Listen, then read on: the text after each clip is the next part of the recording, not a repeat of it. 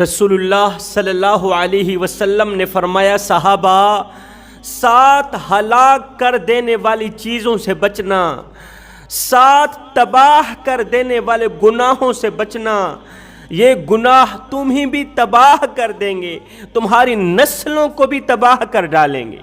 صحابہ کرام نے دریافت کیا، پوچھا، اے اللہ کے نبی، آخر وہ کون سے گناہ ہیں، آخر وہ کون سی چیزیں ہیں جو انسان کو تباہ کر دیتی ہیں، ہلاک کر دیتی ہیں؟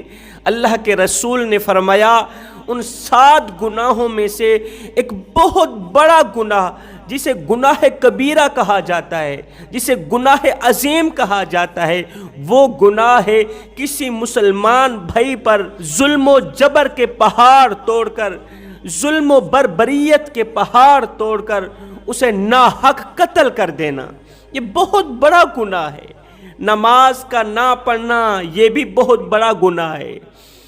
سود کا بزنس کرنا، بہنوں کا حق مارنا، والدین کی نافرمانی کرنا، کسی کی جائیداد پر ناحق قبضہ کرنا، یہ بھی بہت بڑا گناہ ہے۔ سود کا کاروبار کرنا اور پانی کی جگہ شرابیں پینا، یہ بھی بہت بڑا گناہ ہے۔ شراب کا نام آیا، مجھے ایک سبق آموز مختصر سا واقعہ یاد آ گیا۔ اس واقعے نے لاکھوں نوجوانوں کی زندگی بدل ڈالی۔ ایک سود خور تھا، بہنوں کا حق مارنے والا، بیٹیوں کا حق کھانے والا، بہنوں کا حق ضبط کرنے والا، لوگوں کی زمینوں پر ناجائز قبضے کرنے والا سود خور۔ وہ سود خور بھی تھا اور شرابی بھی تھا۔ ایک دن شراب کے نشے میں دھت سیڑھی سے نیچے اتر رہا تھا۔ چلتے چلتے اس کا پاؤں سلپ ہوا، منہ کے بل سیڑھی پر گرا، گھسیٹتے گھسیٹتے زمین پر اس کا دم نکل گیا۔ گھسیٹتے گھسیٹتے زمین پر جاتے ہی اس کی روح نکل گئی۔ شرابی مر گیا۔ بیٹا 4 دن تو بڑے سوگ میں لگا رہا، 4 دن تو آنکھوں سے خون کے آنسو بہاتا رہا۔ 5ویں رات بیٹے نے خواب کی دنیا میں اپنے مرے ہوئے شرابی باپ کو دیکھا، سود خور باپ کو دیکھا۔ پوچھا، بابا تیرا کیا حال ہے؟ بابا اللہ نے تیرے ساتھ کیسا سلوک کیا؟ ابا تیرا کیا حال ہے؟ باپ نے رو کر کہا، نہ پوچھ بیٹے، شراب کے نشے میں دھت سیڑھی سے نیچے اتر رہا تھا، چلتے چلتے پاؤں سلپ ہوا، گھسیٹتے گھسیٹتے بجائے زمین پہ گرنے کے سیدھا جہنم کی آگ میں جا گرا۔ بجائے زمین پہ گرنے کے سیدھا جہنم کی آگ میں جا گرا۔ شراب پینا بہت بڑا گناہ ہے، سود کھانا بہت بڑا گناہ ہے، نماز کا نہ پڑھنا بہت بڑا گناہ ہے۔ سنو، ان تمام گناہوں میں سے جو بہت بڑا گناہ ہے، جسے گناہ عظیم کہا گیا ہے، وہ ہے کسی مسلمان بھائی پر ظلم و جبر کے پہاڑ توڑ کر اسے ناحق قتل کر دینا۔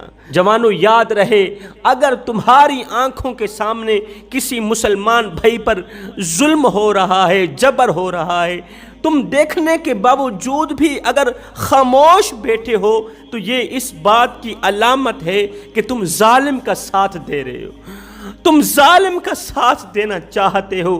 آج فلسطین کے مسلمانوں پر ظلم و جبر و بربریت کے پہاڑ توڑے جا رہے ہیں، اور آج میری قوم کا نوجوان اپنے گھر میں بیٹھ کے سوشل میڈیا کے ذریعے تماشا دیکھ رہا ہے۔ مسلمان بھائی مر رہا ہے، وہ ظالم کے ہتھیں چڑھا ہوا ہے، اور میری قوم کا نوجوان گھر میں بیٹھا فیس بک پر دونوں پارٹیوں کے تماشے دیکھ رہا ہے۔ جوانوں، کیا تمہیں فلسطین کی بیٹیاں بھول گئیں؟ فلسطین کی مظلوم مائیں بھول گئیں؟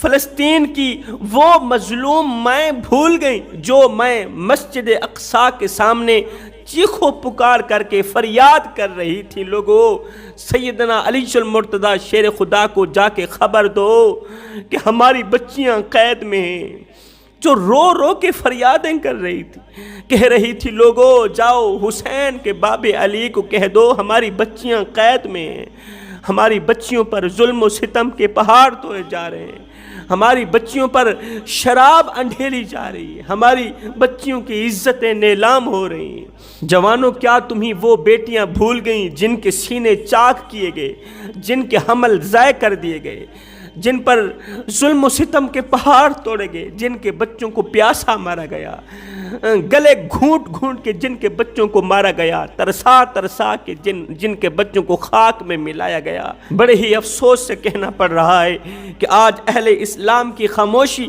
اور ضمیر فروشی نے فلسطین کی مقدس سرزمین کو راکھ میں تبدیل کر دیا، مقدس سرزمین کو تباہ کر ڈالا۔ تمہاری خاموشی نے، تمہاری ضمیر فروشی نے آج مسجد اقصی ہماری زندگیوں کو رو رہی، ہماری جوانی کو رو رہی۔ ہم جیسے کمزور ایمان والوں کی کمزوری کی وجہ سے مسجد اقصی کو آزادی کی بہاریں نصیب نہیں ہوئیں۔ تمہیں یاد ہے جب حضرت ابراہیم علیہ السلام کو آگ میں ڈالا گیا تو ایک پرندہ چون میں پانی لے کر آگ بجھانے کی کوشش میں لگ گیا۔ جب حضرت ابراہیم علیہ السلام کو آگ میں ڈالا جا رہا تھا نا، تو ایک پرندے نے اپنی چونچ میں پانی کا ایک قطرہ ڈالا تو آگ بجھانے کی کوشش میں لگ گیا۔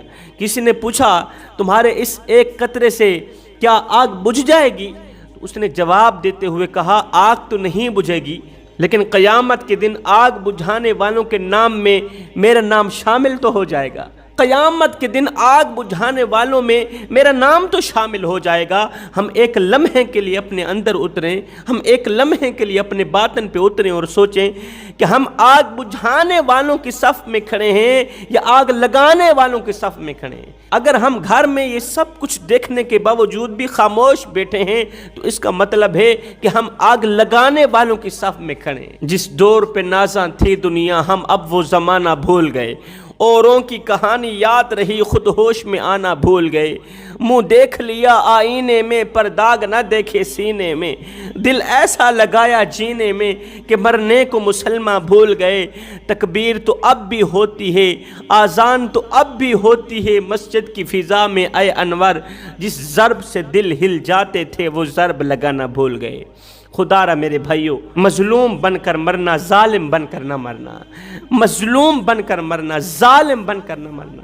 اگر ظالم بن کر مرو گے تو قیامت کے دن حجاج بن یوسف کے ساتھ اٹھائے جاؤ گے، قیامت کے دن یہودیوں کے ساتھ اٹھائے جاؤ گے، قیامت کے دن فرعون کی صف میں سے کھڑے کیے جاؤ گے، نمرود کی صف میں سے کھڑے کیے جاؤ گے، اور اگر مظلوم بن کر مرو گے تو قیامت کے دن مولا حسین کے ساتھ اٹھائے جاؤ گے، قیامت کے دن شہداء کے ساتھ اٹھائے جاؤ گے۔ فرمایا زندگی میں کبھی بھول کر کے بھی کسی پر ظلم نہ کرنا، کسی پر ظلم کرنا، ظلم و جبر و بربریت کے پہاڑ توڑنا یہ بہت بڑا گناہ ہے۔ یہ تمہیں بھی تباہ و برباد کر ڈالے گا، تمہاری نسلوں کو بھی تباہ و برباد کر ڈالے گا، ہلاک کر دے گا۔ میں دعا کرتا ہوں مالک ہمیں صراط مستقیم پر چلنے کی توفیق عطا فرما، مظلوموں کا ساتھ دینے کی توفیق عطا فرما، اہل اسلام کی مدد فرما، اہل اسلام کی خیر فرما۔ آمین ثم آمین وما علینا الا البلاغ۔